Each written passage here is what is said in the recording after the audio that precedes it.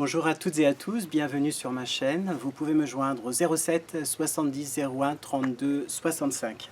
La question que je vais poser aujourd'hui, c'est quelles valeurs sont importantes pour ne pas risquer l'incompréhension dans l'accueil du patient?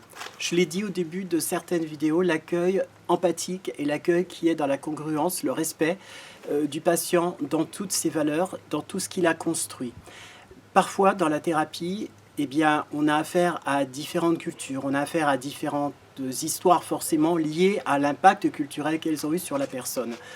Issues ou pas de nos cultures dites occidentales, eh bien, il y a des valeurs qui sont différentes en fonction des peuples et des histoires. Toutes ces valeurs sont rentrées dans la construction du patient. Il les a intégrées par l'histoire familiale, c'est-à-dire ce que ses parents lui ont appris, dans l'histoire de la famille, avec ses grands-parents, etc. Enfin, dans l'histoire familiale, chaque valeur est intégrée à l'histoire. Il peut y avoir des croyances de sorcellerie, il peut y avoir des croyances en un dieu, en un diable, il peut y avoir des croyances en une forme de résurrection, etc. Donc tout ça n'a pas d'importance dans l'accueil, en tout cas du thérapeute. Ça doit au contraire lui permettre de mieux comprendre le patient, de l'aider dans son travail donc de reconstruction. Et comme je le dis aussi dans le cadre des violences, puisque les violences morales sont quelque chose d'extrêmement important, eh bien cette forme finalement de compréhension va permettre au patient de pouvoir retrouver espoir. Il peut y avoir des interprétations,